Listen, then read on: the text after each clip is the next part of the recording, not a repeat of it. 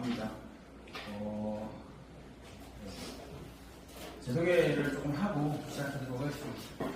앞에서 저희 이승훈 팀장님이 잘 설명해 주셨는데, 저는 시민회복발전협동조합에서 지금 현재 활동하고 있고요.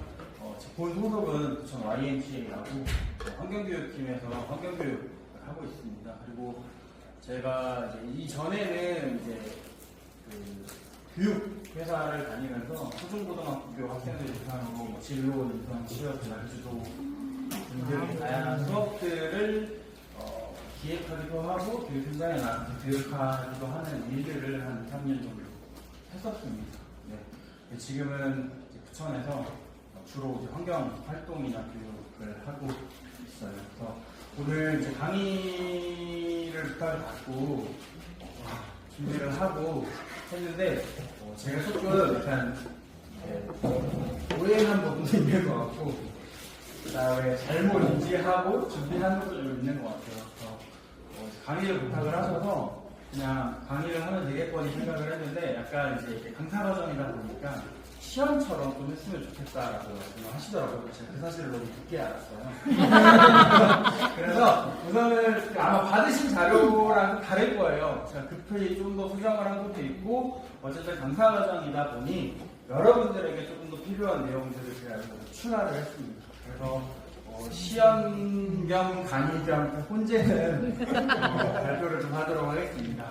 그리고 제가 소개받기로도 이제 환경교육도 하고 협동조합에서 활동을 하고 있다라고 했는데, 그렇다고 해서 제가 생각했을 때 여기 계시는 분들과 그렇게 막 이쪽 분야에 대한 지식적 차이가 크다라고 생각하지는 않아요. 저는 함께 조금 제가 경험한 영역의 것들을 좀 함께 나누고 또 함께 이야기하는 시간으로 좀 생각을 하려고 합니다.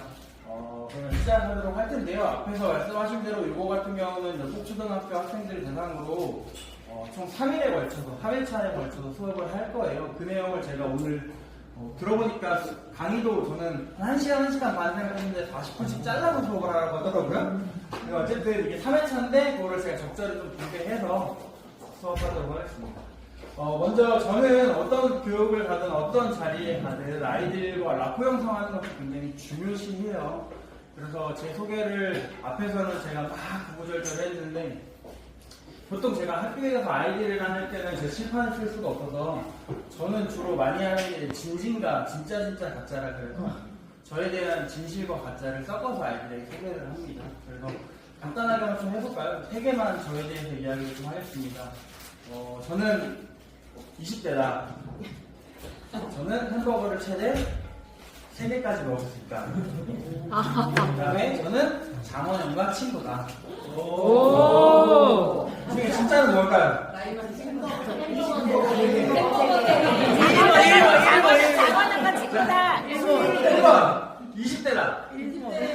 감사합니다. 자, 2번 햄버거를 3개까지 먹을 수 있다. 자, 3번 장원영과 친구다. 그렇습니다. 네, 감사합니다. 정답은 진짜는 이제 2번 햄버거 3개. 제가 TMI 조금만 더 설명을 하면 분위기가 좋아서, 제가 그 지속적 환경위 소속이거든요. 그래서 제가 환경위 교육도 가보고, 그 다음에 제가 하고 있는 일이 에너지 관련된 일이다 보니까 경제위 교육도 가봤어요. 사회위 교육이 분위기가 제일 좋네요. 여기 분위기가 되게 좋습니다. 그래서 제가 이제 이거를 하는 이유는, 아이들이랑 하는 이유는 저 소개를 좀 하고, 그 다음에 되도록 제가 강사 교육을 하거나 이렇게 같이 하시는 분들한테 이야기할 때 그 이야기를 TMI를 적는 건 사실 그렇게 큰 효과는 없어요. 아이들이 관심이 있어 법한 주제들을 제 이야기와 섞어서 섞기를 해요. 제일 아이들이 제일 관심 있는 게 먹을 거, 연예인, 선생님 결혼했어요, 남자친구 있어요, 뭐 이런 얘기잖아요. 그런 얘기들을 주로 많이 썼습니다. 그래서 뭐 저는 결혼을 했냐 안 했냐 같은 경우도 주로 썼기도 하는데, 그런 내용들을 주로 섞어가면서 아이들이랑 자연스럽게 제 얘기도 하고 아이들의 이야기도 질문을 하는 경우들도 있습니다. 요 QR 한번 찍어보시면 좋을 것 같은데요. QR 찍으면 많이 경험해보셨을 거라고 생각을 해요. 질문 작성하는 게 나오는데요. 기후위기 하면 탄소 중립 아리백 하면 떠오르는 단어 세 가지를 적는 거거든요. 한번 적어봐 주시겠어요? 근데 저희는 중등기업 정책을 많이 봐. 혹시 QR 다 찍으셨나요? 네. 제가 화면을 바꿔야 돼서 QR 다 찍으셨어요? 잠깐 제가 화면을 바꾸겠습니다.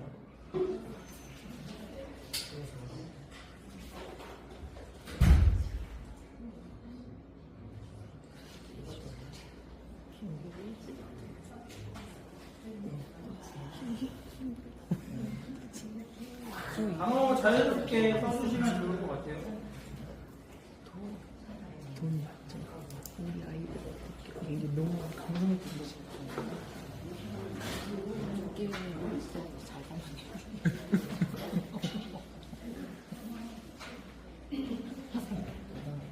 돈이랑 영화인데 중등제품 발명 되게 실전한 거 잘 모르는데 20몇 개를 조사했더니 3군데 빼고 다 아니에요. 정체가 또 있어요. 근데는 월급은 이게 시사하는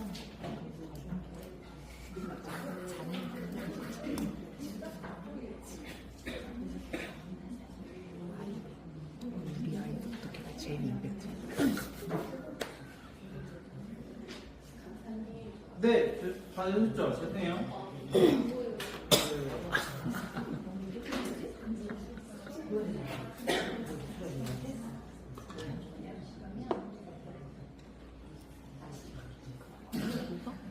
다시 F5 뒷말하는 거 어떻게 돼요? 그냥 저는 네, 하고는 사실 근데 환경 태양광 에너지 3개가 있네요. 역시 나머지는 한 번씩 나오는 거. 진짜 혹시 보이시나요? 왜냐면 어제 다 주셨나요? 비싸가지고 맞아요. 제가 화면을 보여드리고 싶은데 지금 구글이 보안이 너무 철저해져가지고 다른 컴퓨터로 하려다 보니까 잘 안 돼서 제가 불러드릴게요. 지금 제일 많이 나오는 단어가 환경, 그 다음이 태양광, 그 다음에 재생에너지, 그 다음에 에너지, 이런 것들이 있어요. 요거를 제가 이제 수업을 가서 아이들에게 제일 먼저 질문하는 이유는 이제 요즘 아이들이 탄소 중립이나 에너지 전환, 뭐 아리백 이런 것들을 떠올렸을 때 어떠한 생각을 하는지, 그 다음에 그 반 아이들이 어떠한 정도의 인식을 갖고 있는지 좀 파악하기 위해서 하는데요.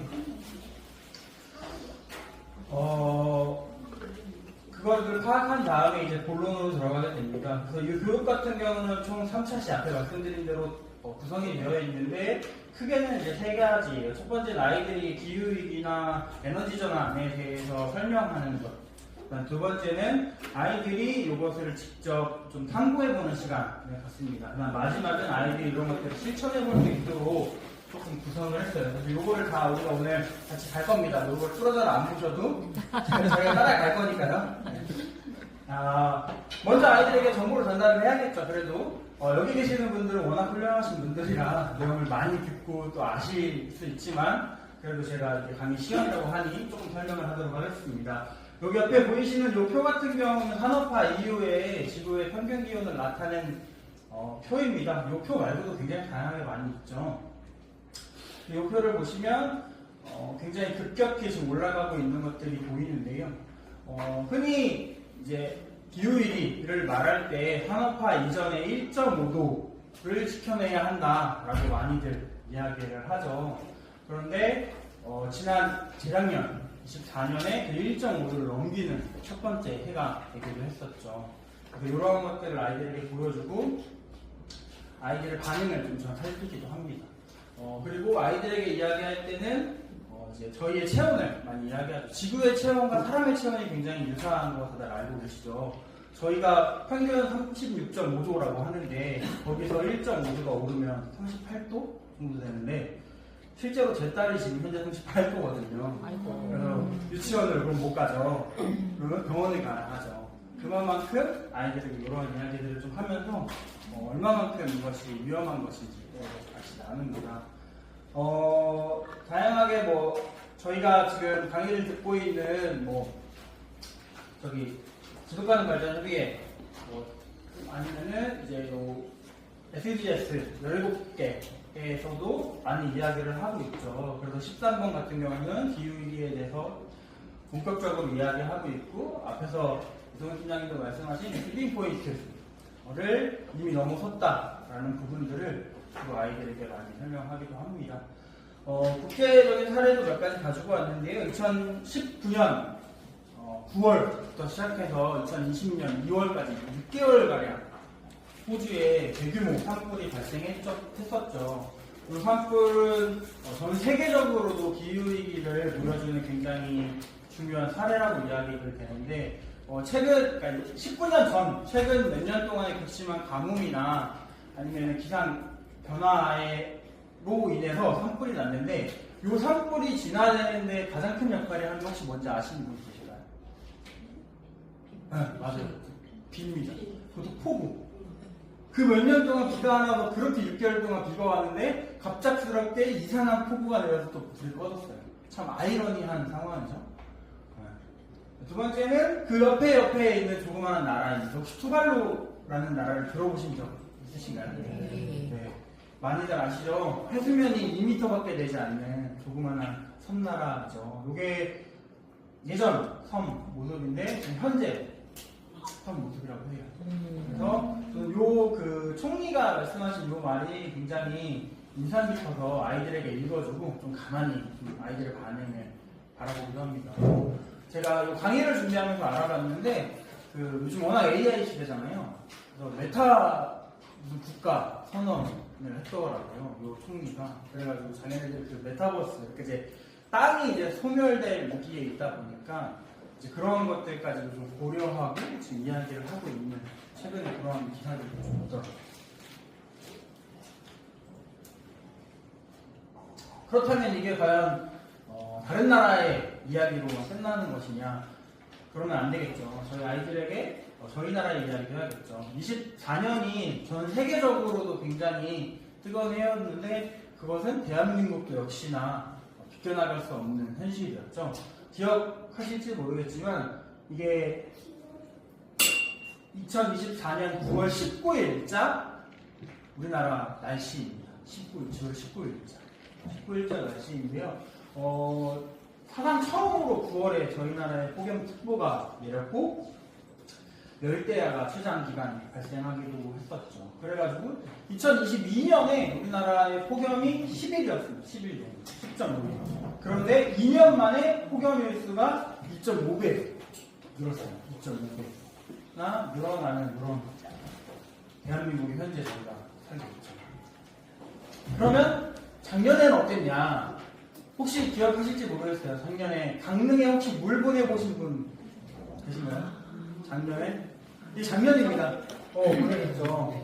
작년에 강릉에 물을 대는 주요 저수지의 모습입니다. 이게 그 당시. 강릉 오봉 저수지인데요. 평상시 대비 14%밖에 물이 없었다라고 합니다. 네. 아실지 모르겠지만 강릉에 있는 모든 강릉 시민들이 물이 없어서 하루에 생수병 2병 요 정도의 양으로 살아야 하는 시기가 있었죠. 근데 그 시기에 또 여기서도 아이러니가 나타나는 건 충남 서산에는 시간당 115mm가량의 폭우가 떨어졌습니다. 저희가 저희 나라를 되게 맨날 이 코딱지만한 나라라고 말을 하잖아요.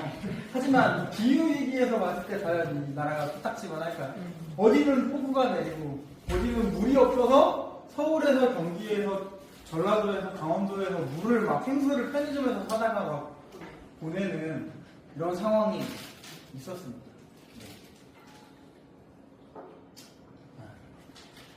이거는 영상인데요. 짧은 영상인데 같이 함께 보도록 하겠습니다.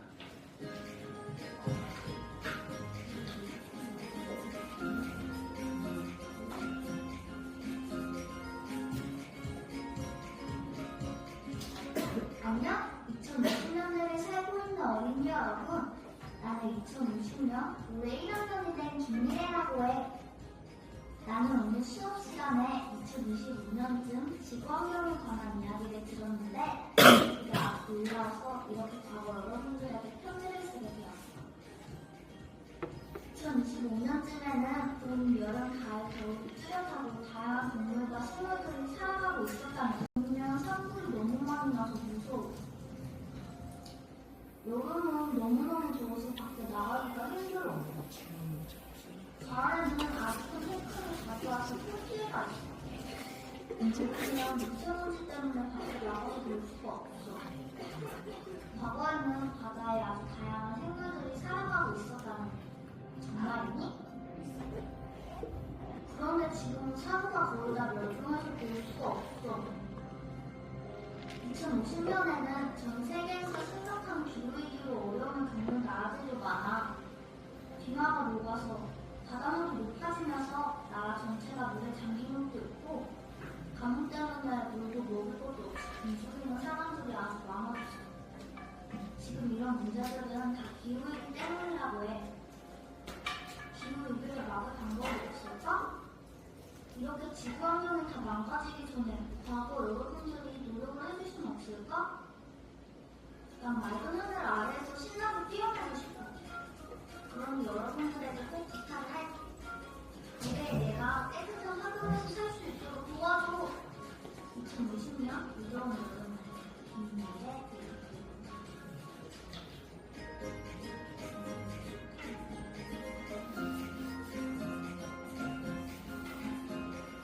안녕? 2020년대를 살아보고 있는 어린이 여러분.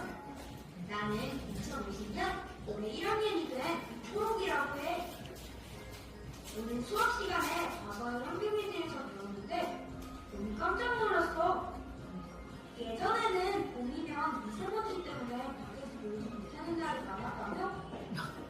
그런데 지금은 그렇지 않아. 자동차에서는 매연이 나오지 않아서 미세먼지가 거의 없거든. 그리고 쓰레기들이 너무 많아서 처리도 못하고 바다에도 플라스틱이 쌓여갔다며? 하지만 지금은 쓰레기가 거의 나오지 않아. 플라스틱이나 비닐용기가 없고 일회용기도 거의 사용하지 않거든. 과거에는 전기를 만들 때 기후위기의 원인이 되는 석유나 석탄 같은 연료를 태워서 만들었다고 들었어. 하지만 지금은 태양이나 바람 같이 깨끗한 자연의 에너지로 전기를 만들고 있지. 그리고 도시에는 다양한 생물들이 살아가는 공원들이 많이 있어서 거기에서 우리들은 매일 뛰어놀 수 있어. 선생님은 놀라운 사실을 알려주셨는데 이렇게 우리 지구 환경이 과거에 비해서 좋아질 수 있게 된 건 과거의 사람들이 다 같이 노력을 했기 때문이라고 해. 기후위기가 와서 지구상의 모든 사람들과 동식물들이 살기 어려울 뻔했대. 그런데 그 기후위기를 막기 위해서 전 세계인이 탄소 중립이라는 약속을 하고 함께 실천해서 2050년 지금은 더 살기 좋은 지구 환경이 되는 해. 그래서 고맙다고 말하고 싶어서 이렇게 편지를 쓰게 되었단다. 여러분, 좋은 지구 환경을 위해 노력해 주셔서 정말 고마워요. 2050년 맑고 화창한 금발 비초록색입니다. 여러분, 어떤 미래를 만들고 싶나요? 우리가 함께 노력하면 탄소 중립을 하고 더 좋은 미래를 만들 수 있어요.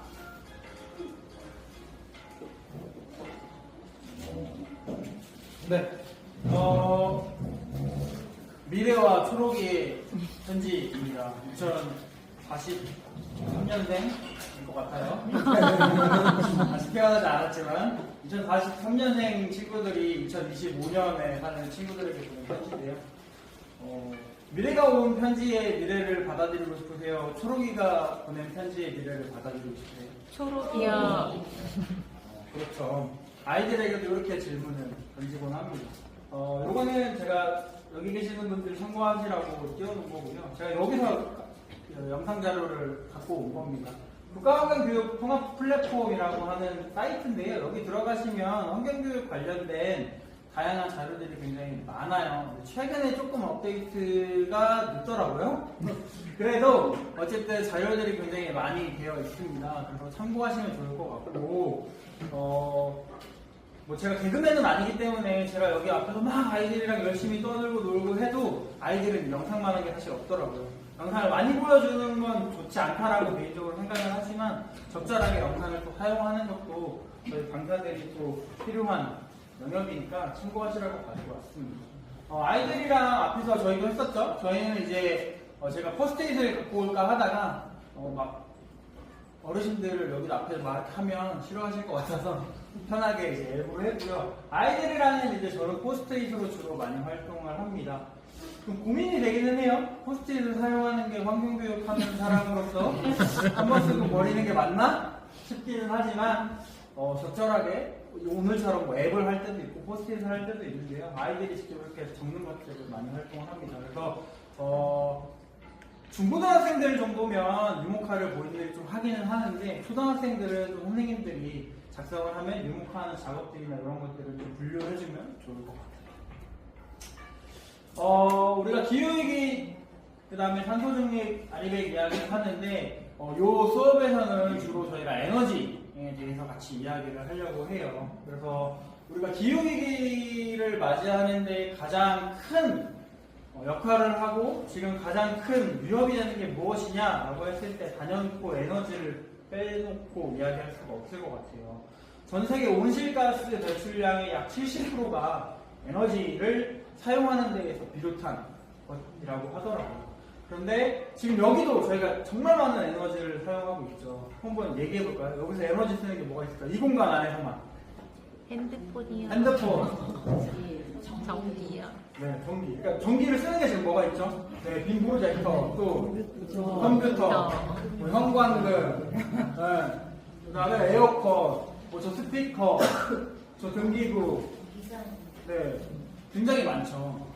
이런 것들이 굉장히 많은데 이 전기가 저희 삶에 사실은 뗄래야 뗄 수 없는 중요한 자원이죠. 자원이고 필요한데 인간에게 되게 다양한 많은 변화를 가져다 줬는데 지금은 이 인간의 편리함으로 인해서 큰 위기를 처하고 있죠. 그래서 대한민국은 현재 석탄, 석유 발전으로 인해서 에너지를 주로 사용을 하는데 이때 발생하는 초미세먼지, 그 다음에 이산화탄소, 메탄 등이 온실가스를 만들어서 이제 하고 있죠. 제가 아이들이랑 할 실험을 하려고 가지고 왔습니다. 근데 제가 참 아마 이동훈 팀장님이 저한테 한 2달 전에 얘기했을 거예요. 제가 잘 안 들은 게 저는 시민학습원인 줄 알았어요. 오늘 교육장도 사실은. 근데 시민학습원은 옆에 이렇게 창가에 가면 되게 잘 들어요. 그래서 이거를 갖고 와서 이렇게 하고 옆에 올려놓고 쉬는 시간 깬다고 확인하면 되겠다라고 했는데 이거 뭐냐면 제가 가지고 온 거예요. 그래서 온도계가 2개가 있죠. 안 보실 수도 있지만 동일하게 학교에 가시면 이렇게 창가가 있잖아요. 아니면 조별로 이걸 하나씩 나눠줘도 좋을 것 같아요. 그래서 아이들을 주고 지금의 온도를 체크를 합니다. 현재 온도. 제가 이 앞에 있는 정수기에서 똑같은 물을 떠온 거거든요.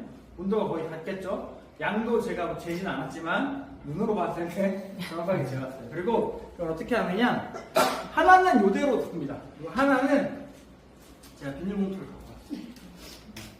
비닐봉투로 얘를 이렇게 감싸요. 비닐봉투가 좀 작네요. 이렇게 하고 얘를 고정을 시킬 거예요. 우리 무슨 실험을 하는 걸까요? 증산. 온실가스를 하는 겁니다. 이 비닐봉투가 온실가스가 되는 거예요. 더 좋은 건 제가 오늘 준비성이 1% 부족해서 탄산수를 못 가져왔는데 여기다 탄산수를 조금 더 넣으면 좋습니다. 그 탄산이 하면서 그게 약간 이산화탄소의 역할을 합니다. 그래서 조금 더 여기 이제 여기가 해가 안 들어서 너무나 우리 사랑스러운 나무들이 가로수들이 많아가지고 가로수를 내가 치울 수가 없잖아요. 그래서 이 가로수들이 여기 햇빛에 이렇게 두면 열을 받겠죠? 열을 받으면 얘는 비닐봉투가 없기 때문에 온도 변화가 조금 더 원활하겠죠. 하지만 여기는 열이 들어가면 제가 고무줄로 이렇게 막아놨기 때문에 쉽게 더 뜨거워지겠죠. 그래서 제가 여기서 이거 막 얘들아 대기 중에 CO2와 H4와 N2, O2의 온실가스는 지금 비닐봉투 이렇게 설명해봐야 아이들은 체감하지 못하겠죠. 그렇기 때문에 그렇게 실험하는 것들을 제가 준비를 해놨는데 오늘 여기서 저희가 하기에는 조금 부적절한 것 같습니다. 이렇게 그래서 아이들에게 온실가스에 것들에 대해서 조금 이야기를 합니다. 그래서 우리가 발생시키는 이산화탄소와 메탄 등이 공기층에 올라가서 그것들이 우리 눈에는 보이지 않지만 이런 비닐봉지와 같은 막을 형성해서 햇빛이 들어왔을 때 그것들이 어느 정도 복사를 나가야 하지만 나가지 못하게 한다. 라는 것들을 고등학생 정도는 쉽게 이해하겠지만 그 밑에 아이들이 이해하지 못할 수 있어서 이런 것들을 좀 합니다. 그래서 전 세계적으로 우리가 약속한 게 있어요. 약속한 게 바로 2025 탄소 중립. 우리가 인간이 발생하는 탄소를 다시 0으로 만드는 그것을 탄소 중립, 영어로 넷째라고 이야기를 하는데 우리가 뭐 산업, 교통, 건물 다양한 분야에서 발생하는 이산화탄소를 다시 여기 옆에 있는 뭐 나무라든지 태양광이라든지 뭐 해양이라든지 이런 것들을 이용해서 제로로 만드는 것들을 우리가 약속하고 그래서 그걸 왜 하냐? 우리가 지구의 온도를 1.5도 상승시키지 않기 위해 이런 활동들을 하고 있다. 그래서 이 활동을 아이들이랑 함께 진행을 합니다. 그래서 아이들이 한 10분에 한 번 정도, 한 20분에 한 번 정도 온도를 체크할 수 있게끔.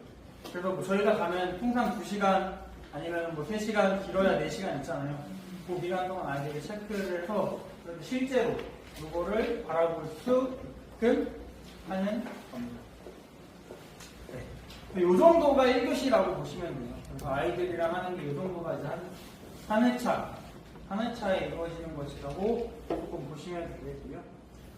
아리백 설명을 하는데 사실은 아리백도 아이들이 그렇게 크게 관심은 없어요. 근데 이제 그래도 아이들이 조금 신기해하고 재밌어하는 것들은 여기에 이제 아는 기업들, 뭐 레고라든지 코카콜라, 그다음에 삼성, 나이키, 뭐 이런 자기들이 아는 것들이 좀 나오면 실제로 좋아해요. 그래서 실제로는 그렇게까지 다 보여주지 않고 몇몇 기업들, 아이들이 최근에 관심 있어하는 기업들만 주로 보여주기도 합니다. 근데 이 아리백이라고 하는 것은 기업들이 우리가 탄소 중립과 마찬가지로 자신들이 산업을 하면서 발생시키는 탄소를 아니면 에너지를 순수 재생에너지나 탄소를 발생시키지 않는 에너지로 바꾸는 것을 아리백이라고 한다. 그러면 왜 도대체 이걸 해요, 선생님? 기업들은 돈만 벌면 되지 돈 버는 게 짱 아니에요? 라고 아이들이 물어보기도 하죠. 하지만 최근에 이런 탄소 중립이라는 개념이 전 세계적으로 이슈가 되면서 ESG 경영, 환경사회 지배구조와 같은 것들을 평가하고 그 기준에 맞지 않으면 행정적인 제재가 들어간다. 그런데 그러한 것들을 막기 위해서 실제로 많은 기업들이 현재 참여를 하고 있다. 그래서 대표적으로 이제 애플이나 구글 등이 많이 참여를 하고 경제사회에서는 제 상단에 있는 기업이 이걸 하게 되면 밑에 있는 기업들은 함께 따라갈 수밖에 없죠. 아시죠? 저희 나라가 왜 7월 말 8월 초에 휴가철인지 아시죠? 네. 왜죠? 정신을 너무 많이. 그런 것도 있죠. 근데 흔한 썰에는 그게 있어요. 삼성이 그때 휴가철이다. 그래서 우리나라가 그렇게 됐다라는 썰이 있습니다. 썰입니다. 진짜가 아니에요. 진짜인 줄 우리나라의 모든 경제는 삼성으로부터 돌아간다. 그렇게 하시면 안 그 돼요. 이야기가 근데 실제 전 세계를 지배하고 있는 뭐 이제 테슬라라던가 애플이라던가 구글 이런 데가 선도적으로 이런 것들을 하는 데에 도움이 되고 있어요. 그래서 이런 재생에너지 관련된 것들이 과연 그럼 경제적으로 얼마나 큰 의미를 가지고 오느냐. 전 세계적으로 따지면 1200만 개의 일자리를 새롭게 창출했다라고 합니다. 그 다음에 화석연료 대비해서 3배의 많은 일자리를 만들 수 있을 것이라고 많은 학자들이 현재 이야기를 하고 있어요. 그래서 에너지는 전 세계적으로 이제 산업화 이후에 화석연료 기반의 체제로 가다가 천연가스가 나왔죠. 천연가스도 이제 석탄이나 석유에 비하면 탄소를 50% 정도밖에 발생시키지 않는 좋은 자원이기는 하죠. 그럼에도 불구하고 메탄을 좀 많이 발생시키는 이제 연료예요. 그러다 보니까 사실은 완벽하게 탄소 중립으로 가는데 적합한 원료는 아니죠. 그래서 재생에너지, 태양, 풍력, 수력 이런 재생에너지를 중심으로 이제 바뀌어가야 진정한 탄소중립 사회가 이루어질 수 있다라고 보여지죠. 그래서 이제 제가 태양광 관련된 일을 하다 보니까 이제 여기저기 가면 얘기하는 분들이 많이 질문하는 분들이 근데 그 태양광은 너무 이렇게 효율이 떨어지는 거 아니에요? 너무 불안정한 거 아니에요? 기후의 영향을 너무 많이 받는 거 아니에요?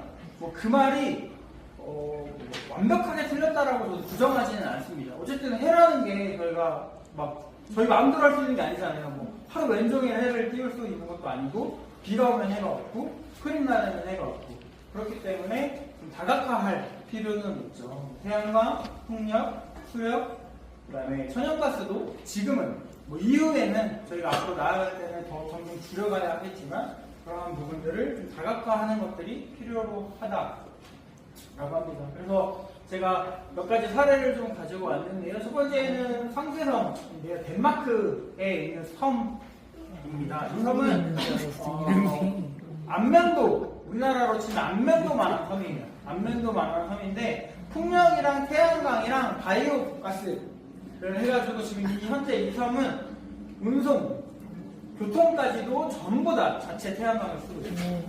그래서 이 섬에는 본인들이 만든 풍력과 태양광과 바이오매스로 만든 에너지로 모든 생활을 진행을 하고 있습니다. 두 번째는 펠타임인데요. 베를린에서 약 140km 정도 떨어진 작은 도시예요. 여기는 굉장히 작은 도시인데 요거는 왜 가지고 왔느냐? 여기도 비슷해요. 여기도 태양광, 풍력, 바이오가스로 자립을 해서 하고 있는데 여기를 가지고 온 거는 요즘에 많이 저희 태양광 하시는 분들이 외치는 단어가 있어요. 지산지소.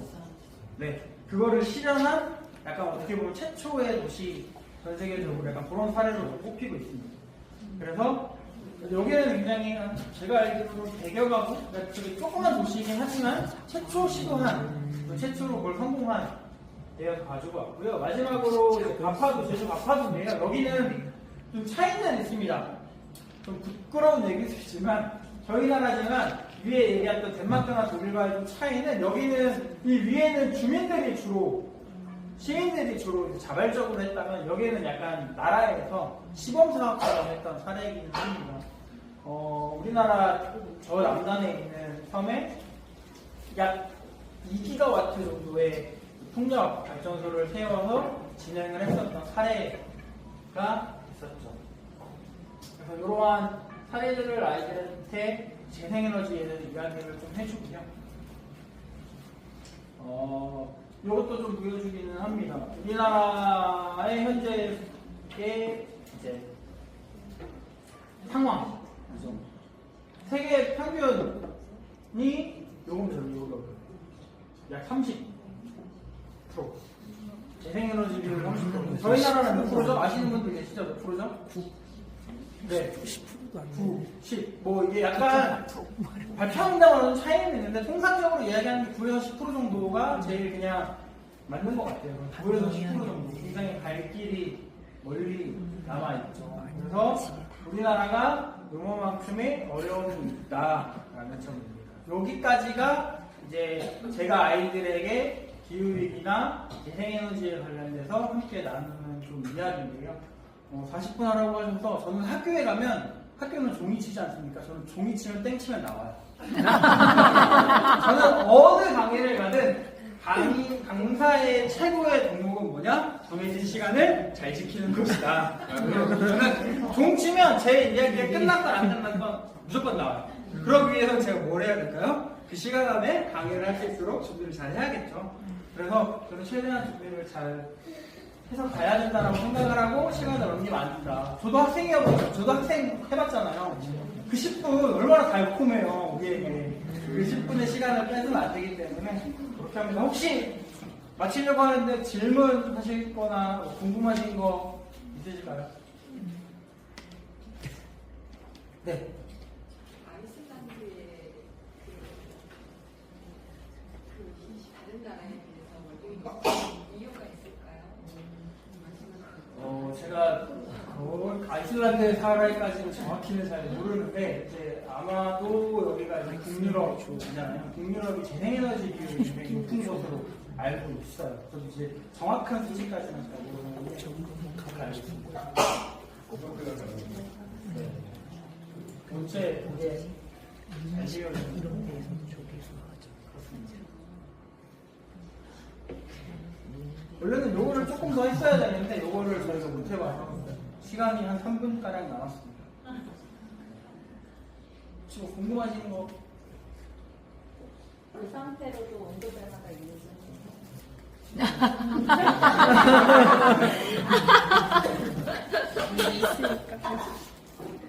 미세하게 1도 관찰 쉬는 시간에 내놨다.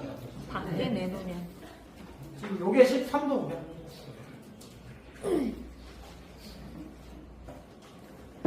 그게 한 10도 정도입니다. 아우 10도. 11도, 10도 정도. 우리 죄가 높지 가급적이면 더 높아야 되는 거야. 시원하는 게 좀 올라야 되는 거 아니야? 아닌가? 근데 지금 그게 온도계가 정상이지 않아요. 정상? 아니, 그냥 게임을 하려고 합니다. 네. 문제 하나 내겠습니다. 아이들이랑 초성 퀴즈 많이 하거든요. 근데 저거 못쓰게 막아놓으셔가지고. 크게 위에서 했습니다. 키가 크셔서 네. 아, 뭐 요리야? 이유. 아, 알겠다. 에너지. 수업 말씀하시네요. 이유 보장하잖아. 난이도 1에서 10으로 뛰겠습니다. 와. 너무 작게 썼나요? 괜찮아요, 괜찮아요. 뭐예요? 불닭.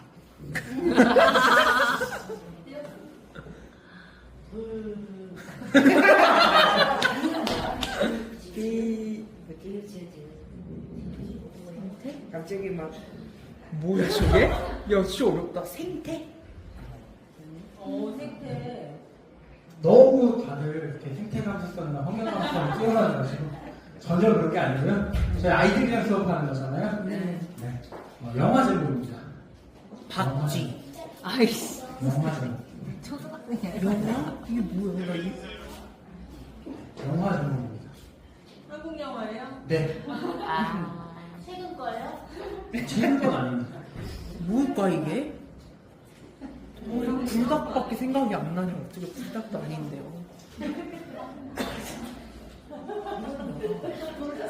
바지. 제 생각에 여기서 맞추면 나이 많은 거 아니야? 한국 영화고요. 1000만이 넘었습니다. 아. 저런 영화가 있어? 다 이런 반응이 아니에요. 저런 영화가 있어? 한국 영화. 천만이 넘고 한국 영화. 아닙니다. 그럼 유명한 거잖아. 천만이 아니 유명한데 나는 왜 모르겠지? 넘었어요? 네. 천만이 넘어요? 네.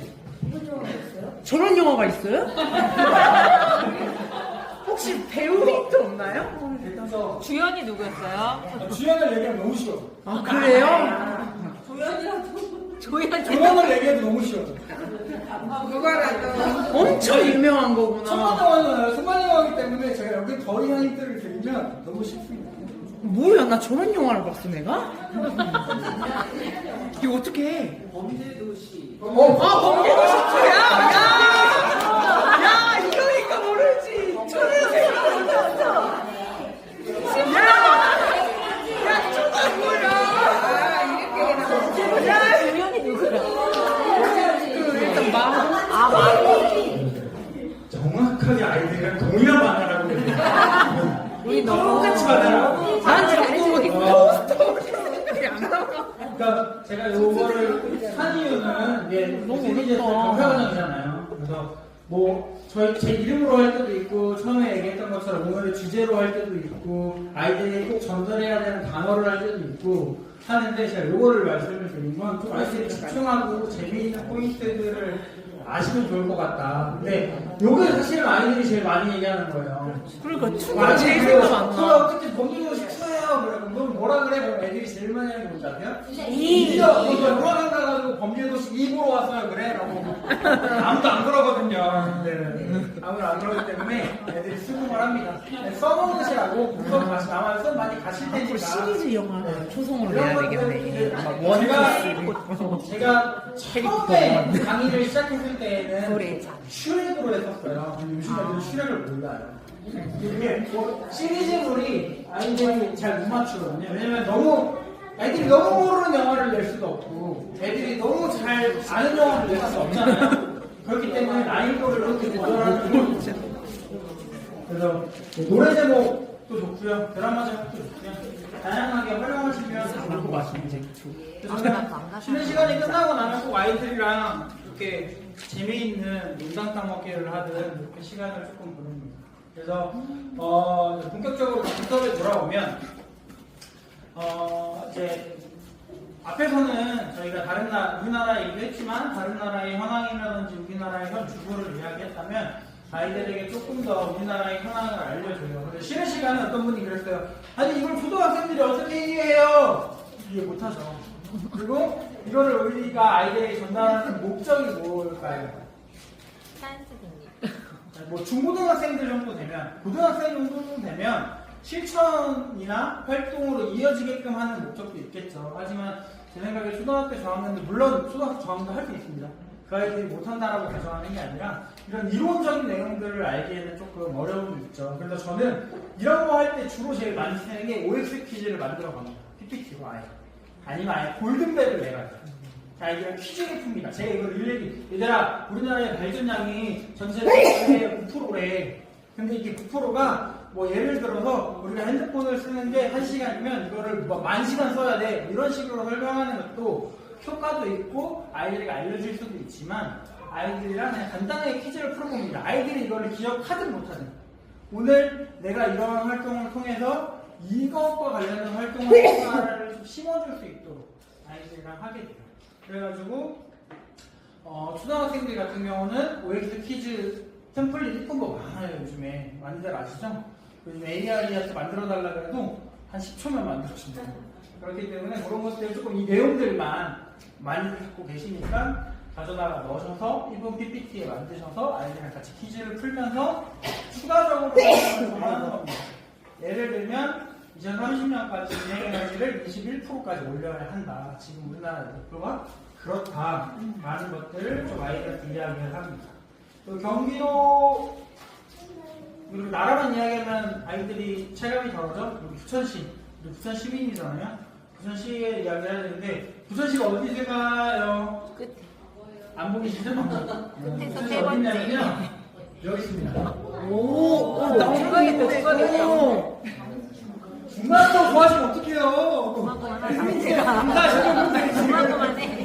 지금 이거는 지금 준비하신다고 좋아하시면 어떡해요? 그렇게 아니라 자, 꼴찌인 줄 알았어. 경기도 평균이 경기도 평균이 5.9%입니다. 5.9%. 경기도 평균이 5.9%인데 저희가 여기 안 보이시겠지만 2.2%입니다. 2.2%. 신대생 발전량이 2.2%인데 제가 알기로 저 2.2%에 많은 비중을 차지하는 게 그 저기 GS 파워. 네. GS 파워가 있는 그것도 재생에너지로 잡히기 때문에 실제적으로 하면 제가 알기로는 1%도 안 될 가능성이 큽니다. 네. 그렇기 때문에 그 부분. 그래서 저희 부천은 전력 자립도가 34%. 나름 전력 자립도는 그래도 우수 받는 바가 가능하신 것처럼 우수한 편이긴 해요. 수치적으로만 본다면. 하지만 실제 현황을 보면 여기도 나오죠. 가스. GS 제가 얘기했던 것처럼 거의 다 그렇기 때문에 그렇지 않다라는 점을 좀 아셔야 한다. 그리고 여기 계시는 분들은 아실 거라고 생각을 하지만 저희 부천시가 아시죠? 전국 인구밀도 1위, 불투수율 1위, 안 좋은 것들에 굉장히 불명예스러운 것들을 많이 가지고 있죠. 이러한 것들을 아이들에게 이야기를 자극적이지 않게 잘 전달하는 것도 저희 몫이라고 생각합니다. 그리고 태양광 발전. 저는 이제 태양광 발전에 관련된 일을 하는 사람이기 때문에 아이들에게 설명을 합니다. 이 건물 옥상에도 태양광이 있습니다. 혹시 아셨나요? 네, 이 건물 옥상에도 제가 알기로 한 200km 정도의 태양광 시설물이 카톨릭대학교에서 야심차게 지은 걸로 알고 있는데 제가 올라오면서 보니까 많은 건물들이 비어있더라고요. 지었으면 좋겠다 라는 생각을 하고요. 태양광 발전은 기본적으로 제가 원리를 조금 설명을 드리면 태양광 패널에 햇빛이 들어오게 되면 이 태양광 입자가 부딪히면서 전기를 발생을 시킵니다. 이 패널에 부딪히면서 투사사 뜨거워하면서 전기를 발생을 시킵니다. 그 전기를 모아서 이거를 인버터라고 하는 기계가 있어요. 그래서 태양광 시설물을 혹시 가까이서 보신 분들이 계실지 모르겠는데 이 패널이 있고 패널 주변에 보면 한 요만한 사이즈의 이렇게 전기 이렇게 무슨 기계가 있는 거를 보실 수 있을 거예요. 그게 이제 인버터라고 하는 건데 저는 문과라서 죄송합니다라고 하는 문과생이라 제가 전기에서 잘 모르지만 간략하게만 설명을 드리면 여기서 발생한 전기는 직류입니다. 직류는 전기를 멀리 보내기에 굉장히 효율적이라고 해요. 그래서 송정망을 통해서 가는 전기는 뭐다? 직류예요. 그래서 최초 전기를 인버터로 직류를 받아서 보냅니다. 그래서 거기서 전기를 다시 교류화합니다. 교류가 뭐예요? 지금 여기 콘센트레이트로 저희가 쓰는 일반 전기들을 저희가 교류라고 해요. 그래서 이 교류로 바꿔서 송정망으로 다시 보내서 거기서 한 번 더 전기를 바꿉니다. 어떻게? 우리가 쓸 수 있게끔 바꿔서 그 전기를 각 가정으로 보내주는 시스템입니다. 그래서 여기 한 가지만 좀 제가 이야기 나온 김에 이야기를 드리면 태양광 관련해 가지고 많은 오해와 이제 잘못된 기사들이 많이 있는데 특별히 그 중에 하나가 이 태양광 이 패널 시설물을 옥상에 짓게 되면 우리 건물에 전자파 생기는 거 아니야? 라는 이야기들을 많이 하세요. 반대하시는 분들이. 근데 저도 잘은 모르지만 그 직류에서는 전자파가 발생하지 않는다고 합니다. 우리가 쓰는 이 핸드폰보다도 전자파가 적다고 해요.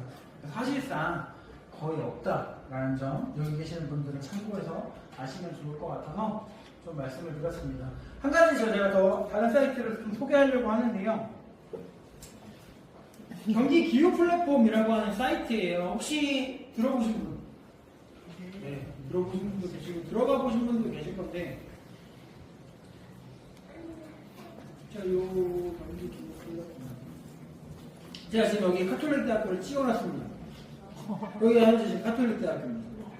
이게 뭐냐면 경기도에서 경기연구원이라고 하는 곳에 사업을 약 한 8년 전에 줬습니다. 뭘 줬냐? 경기도에 있는 태양광을 다 조사해라. 그 다음에 경기도에 있는 탄소를 포집하는 가로수들을 다 조사해라. 어떻게? 경기도 전역에 드론을 띄웠습니다. 드론을 띄워서 레이더를 썼습니다. 그래서 이거를 만드신 분 피셜입니다. 제 피셜이 아니고요. 만드신 분의 말에 의하면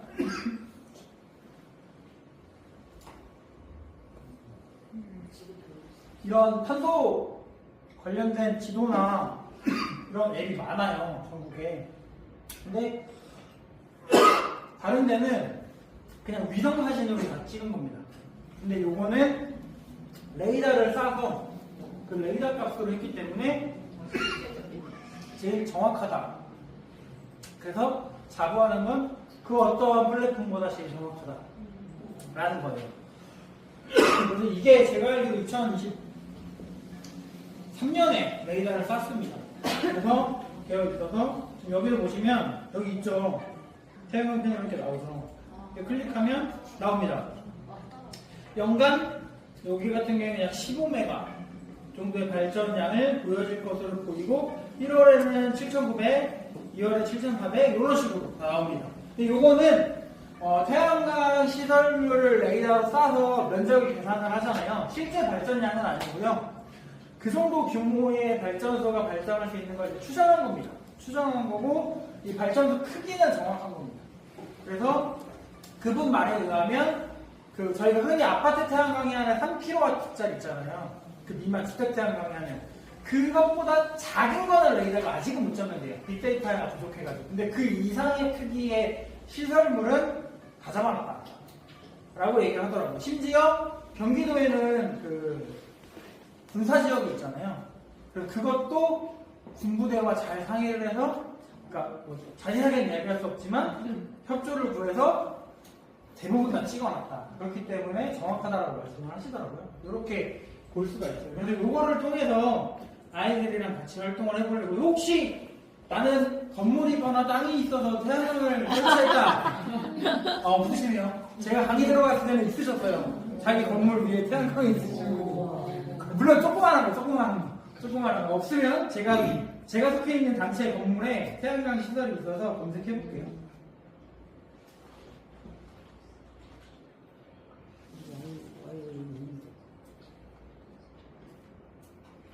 저희 건물에도 있거든요. 지금 이렇게 나오죠. 바로. 근데 제가 이렇게 몇 번 해봤는데 얘가 좀 느려요. 느린 게 너무 많은 데이터가 있다 보니까 조금 어렵습니다.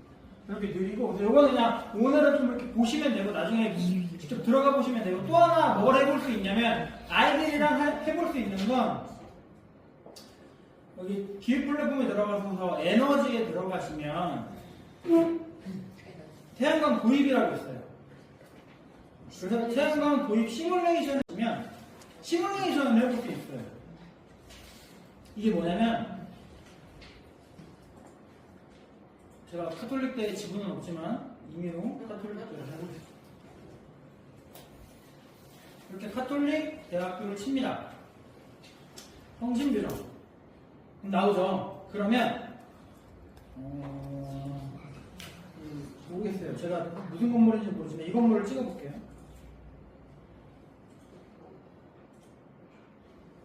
이렇게 찍으면 이 건물에 현재 나오죠. 승인일자 1979년. 이게 경기도니까 가능한 거예요. 민간이 이렇게까지 못 만들겠죠. 이 자료를 다 구할 수 없기 때문에. 철근 콘크리트고 옆면적은 이렇게 되어 있다. 그리고 전기 사용한 것도 다 나옵니다. 다 나오죠. 전기, 가스 얼마나 사용했는지 다 나와요. 이런 것들이 다 나와요. 그래서 아이들이랑 우리 학교를 찍으시면 돼요. 도사중학교, 역국초등학교, 중원고등학교, 부천여고 찍으면 다 나옵니다. 네, 이런 식으로 아이들이랑 함께 보시고 태양광 패널을 설치를 합니다. 자, 뭘로 해볼까요? 제 마음이니까. 자, 어떤 게 더 좋으세요? 큰 거요? 네. 자, 각도는 어떻게 할까요? 30도. 이렇게 하면 얘가 자동으로 이 옥상에다가 설치를 해줍니다. 야, 1,500만 원 있어야 되는데. 그러면 비용까지 내가 다 나옵니다. 참고로 말씀드리면 태양광 시설을 흔히 최근에는 1kW에 100만 원 정도 든다라고 봅니다. 1kW에 100만 원 정도. 100kW 하면 얼마죠? 1억. 네, 1억 정도 생각하셔야 돼요. 공사 비용만입니다. 네, 공사 비용만.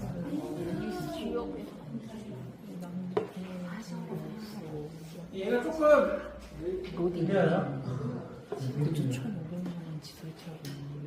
이렇게 하면 여기 이렇게 나오죠. 다 나와요. 투자 비용, 패널 개수, 설치 용량, 그다음 수익, 첫 해 얼마.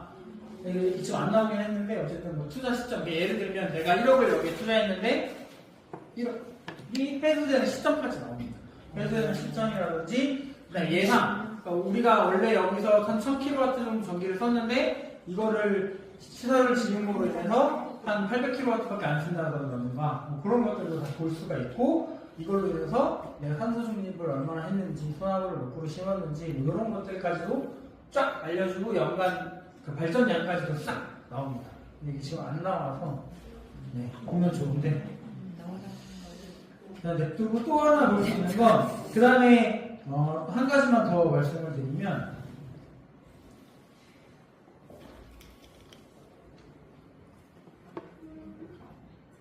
에너지만 게 들어가셔서 여기가 아니구나.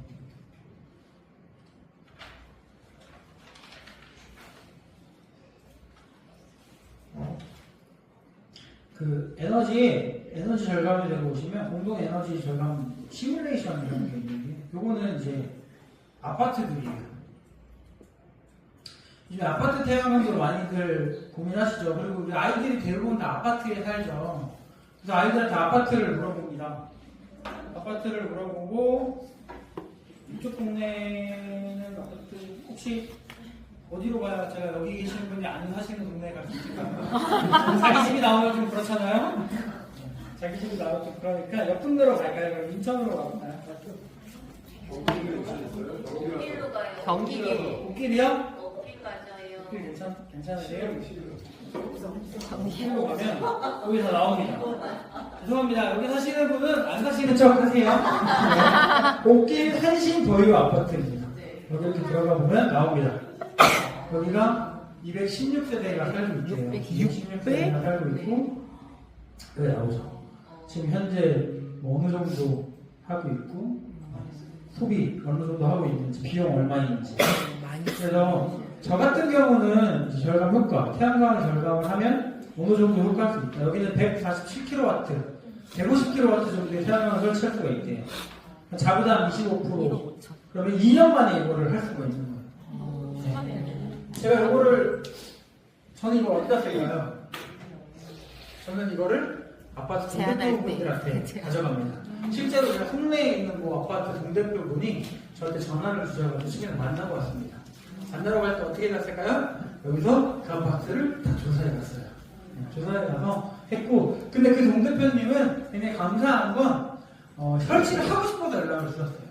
그래가지고 제가 인근에 있는 다른 아파트랑 비교를 했어요. 지금 여기도 보시면 여기는 파란색이죠. 그러면 여기 빨간색이죠. 어디가 더 조금 쓰는 걸까요? 파랑. 여기가 더 조금 쓰는 거예요. 여기는 지금 143원인데 여기는 174원이에요. 혹시 내가 한신 더위를 하신다 하면 이 자료 들고 가셔야 돼요. 동대표한테. 빨리 동대표한테 가셔가지고 우리도 해야 된다라고 말씀하셔야 돼요. 이런 것들이 있다. 그래서 아이들이 사실은 이게 뭐야 관심 없어라고 하실 수도 있는데 요즘 아이들 이런 거 되게 재밌어합니다. 이렇게 같이 보시는 것도 좋고 같이 이렇게 해보시는 것도 좋은 것 같아요. 여기 안 나와서 이걸 제가 무작정 기다릴 수 없으니까 넘어가도록 하겠습니다. 네. 그래서 경기교육 플랫폼에 들어가셔서 부천시 검색하고 다양한 것들 좀 학교도 한번 보시고 아이들이랑 그래서 뭐 우리 학교도 보고 남의 학교도 보고 그 다음에 아파트 우리 아파트도 보고 남의 아파트도 보고 그렇게 하시면 좋을 것 같아요. 그래서 저 같은 경우는 이거를 방금 보셨다시피 아무래도 이게 인터넷 영향이 되게 커요. 학교 들어가 보시는 분들은 아시겠지만 학교 인터넷이 대한민국 인들한테는 조금 안 맞아요. 늦어요. 그렇기 때문에 잘 안 될 가능성이 되게 커요. 그래서 요거를 미리 이렇게 그 지역, 그러니까 예를 들면 카톨릭대학교에 내가 오늘 수업을 간다. 카톨릭대 주변을 여기 들어가셔서 캡처해서 좀 뽑아가서 아이들한테 보여주면서 같이 활동하면 좋지 않을까 싶습니다. 그래서 이렇게 요거는 이제 제가 모형의 한 학교를 만든 건데 이제 그 학교 사진을 아시죠? 요즘 네이버나 구글이나 들어가시면 잘 나와요. 그 학교 사진을 이렇게 이쁘게 프린트해서 옥상을 가져갈 겁니다. 근데 생각보다 여러분들 학교에 태양광이 없다라고 생각하실 수 있는데 부천시에 태양광이 있는 학교가 생각보다 많습니다. 근데 이제 그거는 이제 그 기후위기에 대응해가지고 최근에 생기는 학교들이나 이런 데는 의무적으로 지어야 되다 보니 그렇다고 해서 안 지은 학교가 조금 적냐? 그렇지도 않아요. 생각보다 많긴 하지만 그래서 그걸 어떻게 아이들이 직접 위성지도 사진을 보면서 여기다가 태양광을 직접 그려보고 얼마만큼 해볼 수 있는지. 그래서 제일 좋은 건 간혹 요즘 학교 들어가시면 밤마다 태블릿이 있거나 핸드폰 사용이 조금 편리한 학교들은 각 개인이 각자 해보는 것도 좋고요.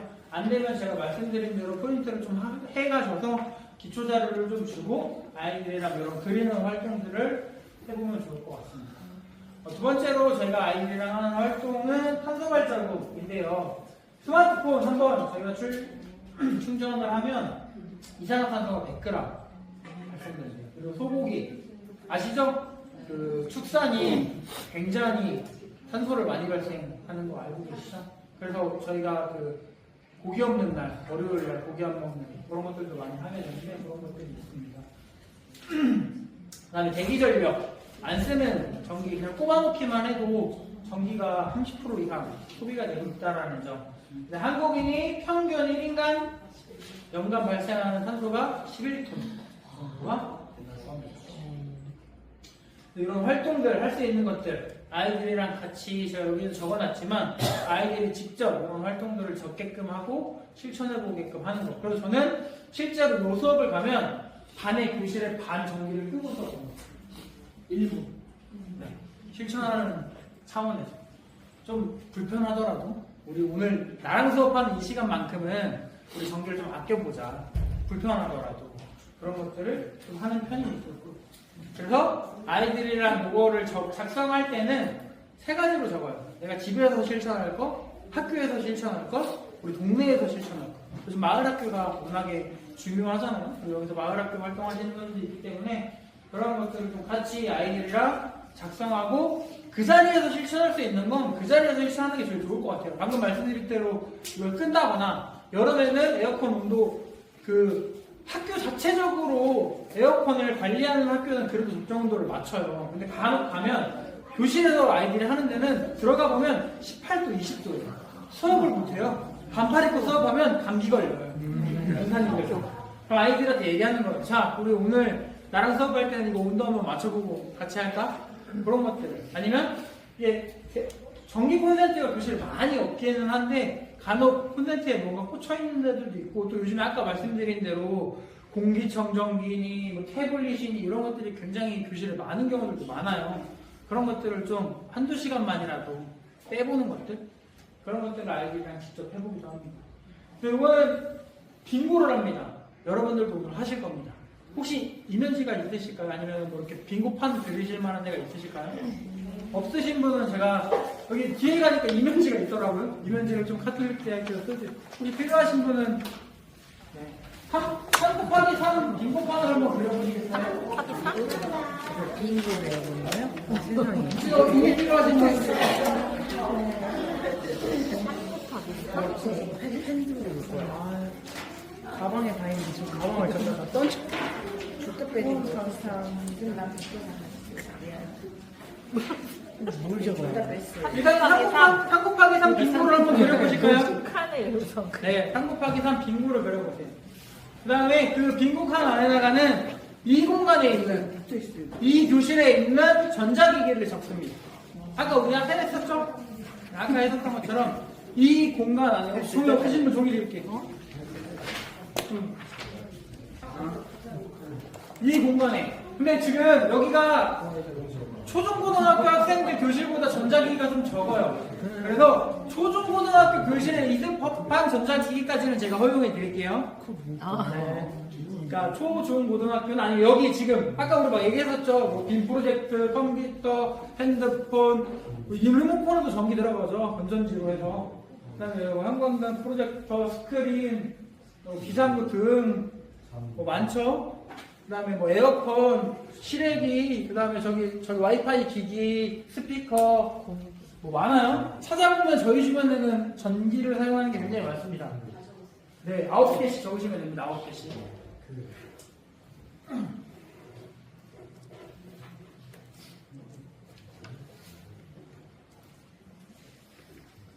혹시 다 적으셨나요?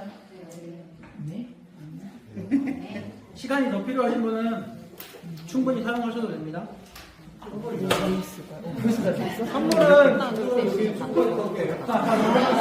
선물은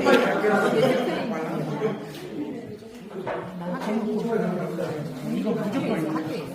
초등학교에. 에어컨 안 써.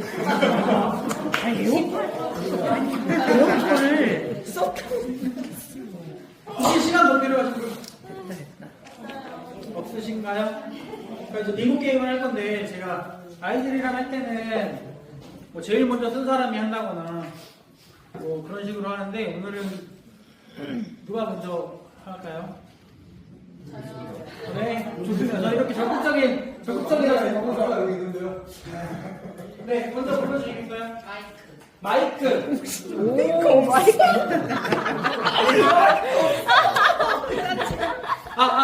중요한 걸 제가 빼먹었네요. 두 줄 빙고가 되면 빙고라고 표현해 야, 하나하나가 소중한데 마이크가 없어. 두 줄 하면 그냥. 자, 우리 저기 친구 미안해요. 내가 이름을 몰라서 혹시 한번 불러줄 수 있어요? 슬프네, 마이크가. 전등. 전등. 뭔가 전등도. 네, 우리 무슨 뭐니? 막내가 있으니까 우리 제일 혹시 내가 제일 어른 같다. 내가 여기서 제일 어른 같다. 네, 제일 어르신. 스마트폰. 휴대폰.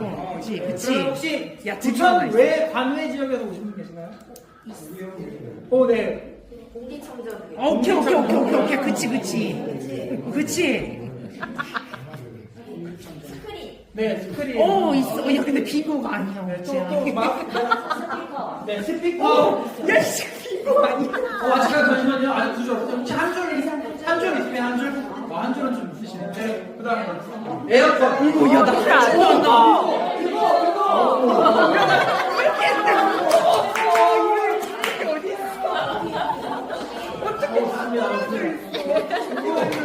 좋습니다.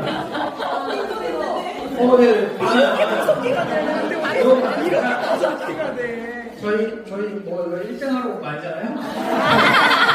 네, 좋습니다. 요 팀은 일반 빙고랑은 다릅니다. 다른 게 뭐냐면, 자, 여기 1등이 나오잖아요. 보통 1등이 나오면 그 친구에게 뭐 강화도를 준다거나 하죠. 뭐, 당연히 줘야 됩니다. 줘야 되는데, 저희는 다르게 1등을 뽑을 겁니다.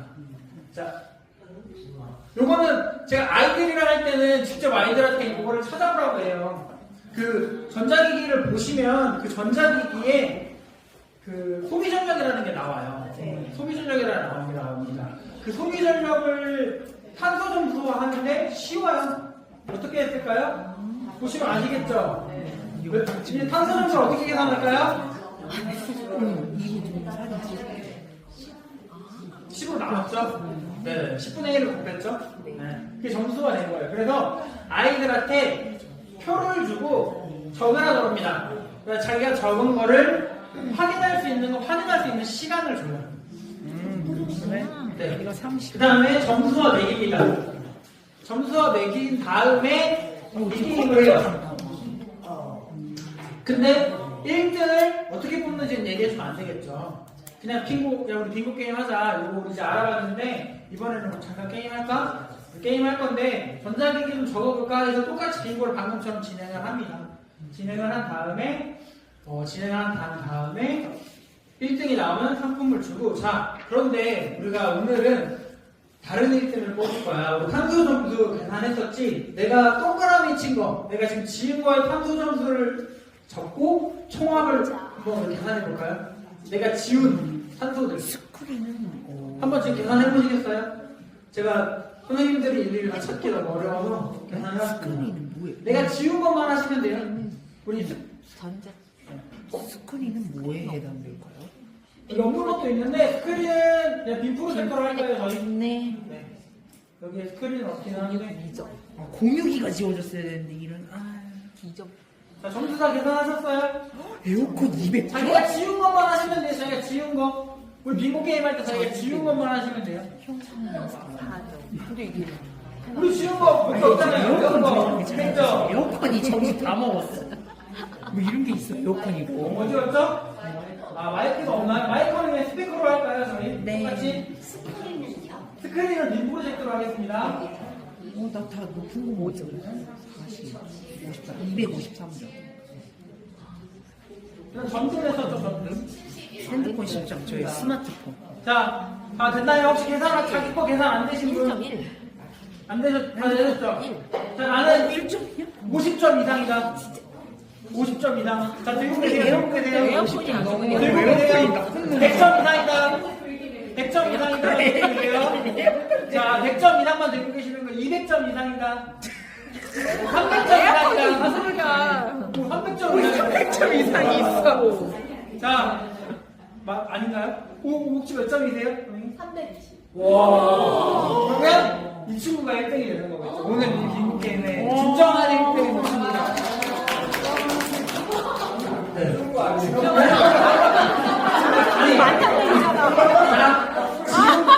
지운 거잖아요. 저 점수를 얻은 거니까. 지워야 점수를 얻는 거야. 아, 그러면 에어컨이 좋네. 높은 게. 에어컨 좀 모습이 저런 거 써야 되네. 아이들이랑 이렇게 게임을 하고, 그러니까 적는 게 내가 줄여야 할 것들인 거죠. 네, 내가 이런 것들 사용을 줄여야 할 것들이고, 그런 것들을 적어서 해보면. 이제 요게 이제 마지막 날 수업인데요. 그래서 아이들이랑 1회차, 2회차에는 기후위기에 대해서, 아리백에 대해서, 태양광에 대해서 좀 아이들이랑 이야기를 나눴다라고 한다면, 그 다음에 정말 수치적인 것들을 좀 아이들이랑 계산해봤다라고 한다면, 마지막 날은 아이들이랑 우리가 활동하는 것들, 어떤 활동을 할 수 있을지, 그 다음에 어떤 활동들이 있는지에 대해서 같이 나누는 시간을 가지려고 해요. 그래서 당연히 지역에 있는 제가 활동하고 있는 햇빛발전 협동조합에 대해서 아이들한테 설명을 해야겠죠. 하지만 아이들은 별로 관심이 없어요. 그래서 빠르게 이런 것들을 넘기시면 되고요.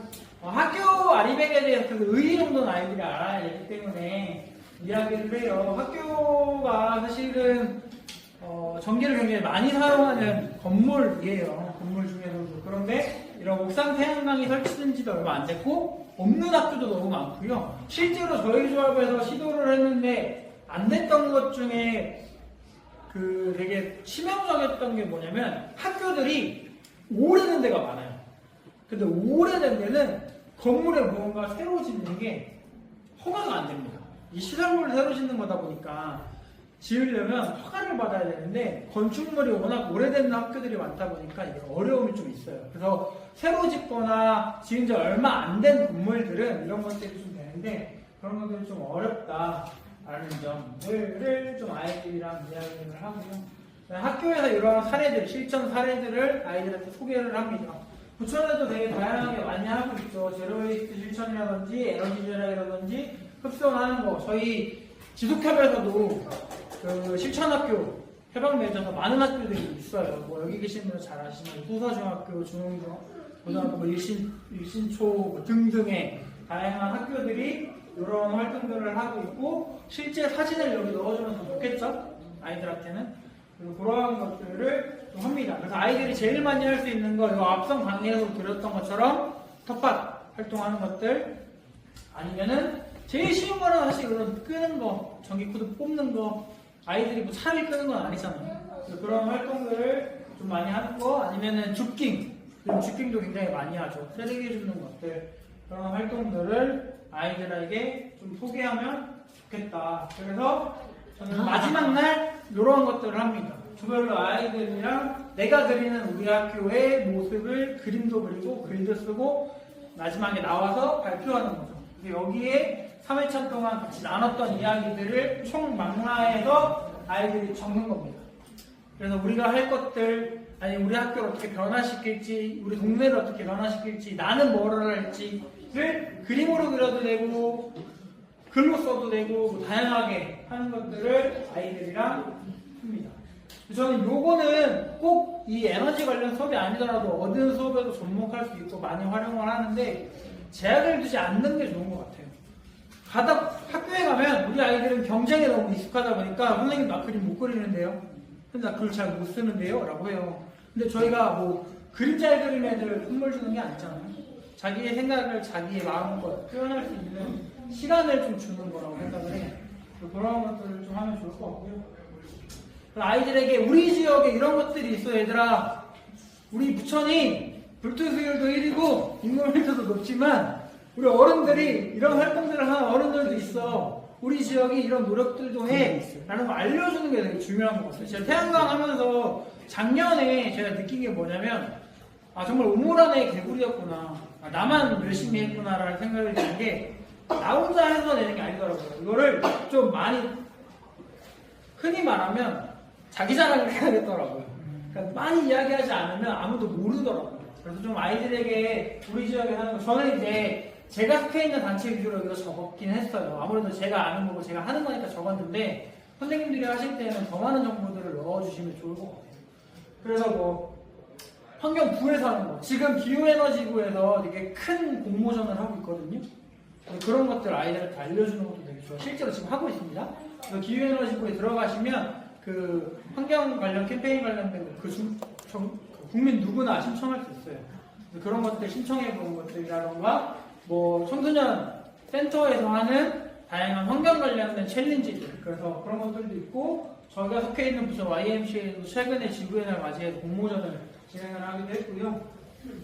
6월 6일 날, 그 토요일 날 부천시에서 주관을 해서 부천에 있는 지역 환경교육센터들과 부천에 있는 많은 단체들이 환경교육 한마당이라는 거를 지금 매년 하고 있어요. 그런 것들도 있다.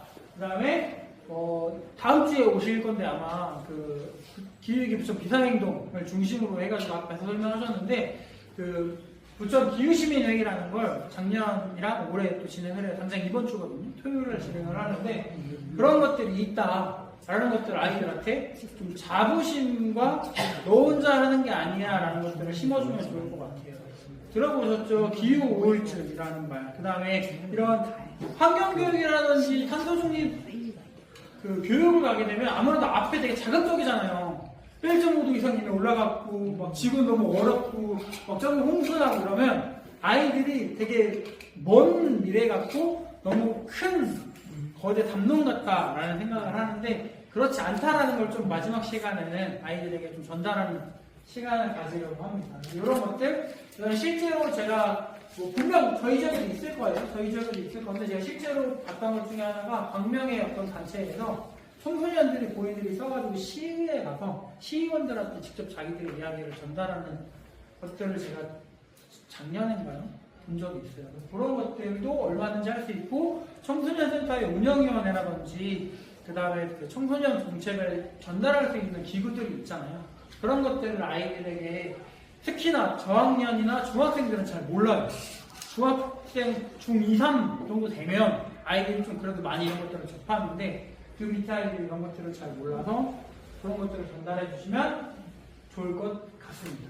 그래서 여기 계시는 분들은 환경과 기후위기에 굉장히 관심이 많기 때문에 이 자리에 오셨을 거라고 생각을 하고 저는 청소년 세대를 사랑하고 그 아이들과 제가 죽는 날까지 걔들이 저를 치료하지 않는 한 함께하고 싶은 사람 중에 한 사람인데 그 아이들이 용기를 가지고 지혜를 모아서 이 지구를 바꿔나가기를 희망을 하는데 그러기 위해서는 교육이 가장 큰 무기이다 라고 생각하는 사람 중에 또 한 사람입니다. 여러분들이 제 각자 자리에서 그런 것들을 잘 전달해 주시면 제 딸들도 그 교육을 언젠가 받지 않을까 생각을 하고 있습니다. 네, 감사합니다.